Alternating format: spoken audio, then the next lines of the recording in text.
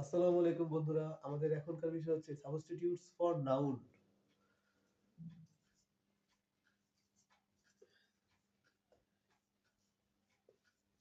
Substitutes for nouns অর্থাৎ substitutes মানে কি?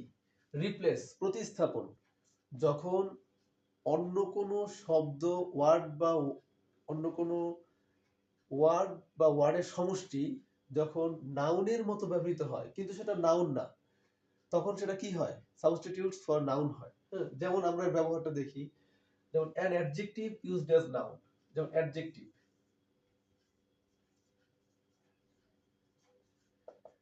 অ্যাডজেক্টিভ যখন নাউন হিসেবে ব্যবহৃত হয়, হ্যাঁ, যেমন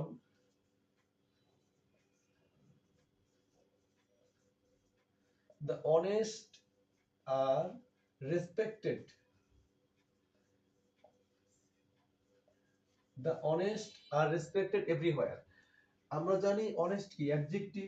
এখন এই অ্যাডজেক্টিভটা যোগে এটা কি হয়ে গেল? এটা নাউন হয়ে গেল। অর্থাৎ সততা যার ভিতরে আছে এমন একজন ব্যক্তিকে সবাই শ্রদ্ধা করে, রেসপেক্ট করে। অর্থাৎ অ্যাডজেক্টিভটা কি হয়ে গেল? নাউনের মতো ব্যবহৃত হইলো কিন্তু। হ্যাঁ, এখন ভার্ব, ভার্বটাকে দেখি। ভার্ব যখন নাউন হিসেবে ব্যবহৃত হয়, ভার্ব যেমন we went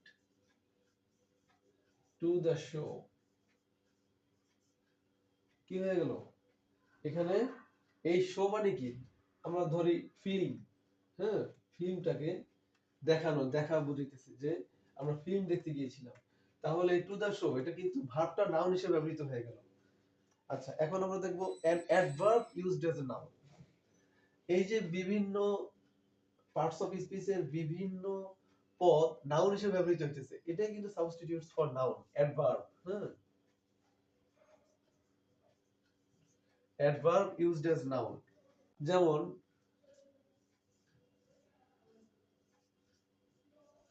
we took rest, we took rest for a while, WHILE, মানে আমরা রেস্ট নিয়েছিলাম, আমরা রেস্ট নিয়েছিলাম, এটার ডিউরেশনটা বুঝাইতেছে। ফর এ হোয়াইল, এইটা কি হয়ে গেল? অ্যাডভার্বটা কি হয়ে গেল? নাউন হয়ে গেল, তাই না? আমরা রেস্ট নিয়েছিলাম, কতক্ষণ রেস্ট নিয়েছিলাম? 1 মিনিট, 2 মিনিট, 1 ঘন্টা। এই যে ডিউরেশনটা বুঝাইতেছে, এটা কি হয়ে গেল? অ্যাডভার্বটা আমাদের নাউনে পরিণত হয়ে গেল। হ্যাঁ? এবার আমরা দেখব a preposition used as noun. Preposition, preposition, preposition used as noun. Pre মানে কি? পূর্বে, পজিশন মানে অবস্থান। আমরা জানি যেটা শব্দের পূর্বে বসে সেটা প্রিপজিশন, তাই না? আচ্ছা, প্রিপজিশন যেমন there are ups and down in human life। মানুষের জীবনে উত্থান পতন। এই যে there are ups and downs, এটা কি? এখানে এখানে কিন্তু নাউন, প্রিপজিশন থাকতেছে না, কিন্তু এটা নাউন হয়ে গেল, তাই না? এখন আমরা দেখব conjunction used as noun. Conjunction used as noun, যেমন but me no buts,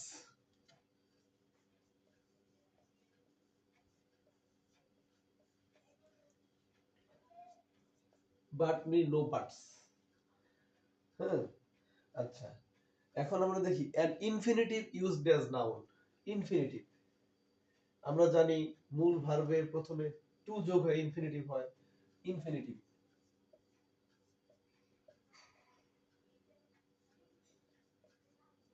infinitive used as noun। হ্যাঁ, যেমন to drive, to drive is my hobby, to drive is my hobby. এই টু ড্রাইভ এটা কি? ইনফিনিটিভ প্লাস এটা কি হয়ে গেল? এটা সাবস্টিটিউটস হয়ে গেল নাউনের। এটা কি? নাউনের মতো ব্যবহৃত হইতেছে, এটা কিন্তু আর ভার্ব থাকতেছে না। হুম, আমাদের এটা নাউন হয়ে গেল, সাবস্টিটিউটস ফর নাউন। এবার আমরা দেখবো জিরান্ড। এই জিরান্ড ইউজ অ্যাজ নাউন। জিরান্ড,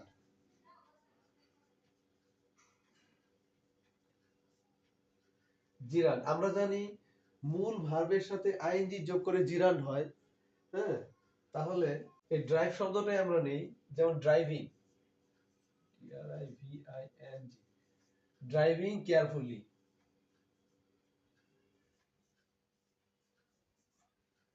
অর্থাৎ মূল ভার্বের সাথে আইএনজি যোগ হয়ে সেন্টেন্সের প্রথমেই যখন ব্যবহৃত হয়ে গেল, এটা কি হয়ে গেল আমাদের, এটা কিন্তু নাউনে কনভার্ট হয়ে গেল।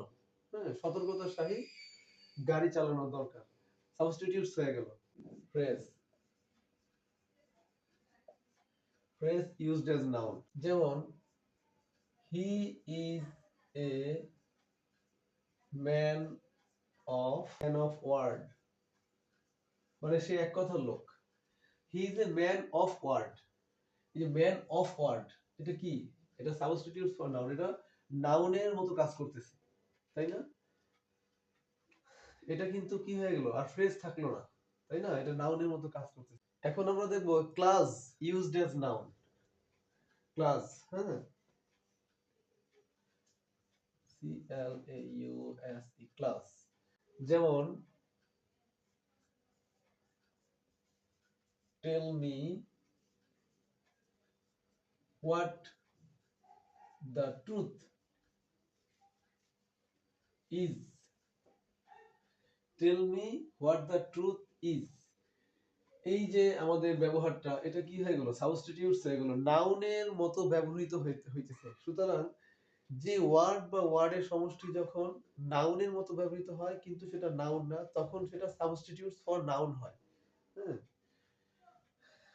থ্যাংক ইউ বন্ধুরা।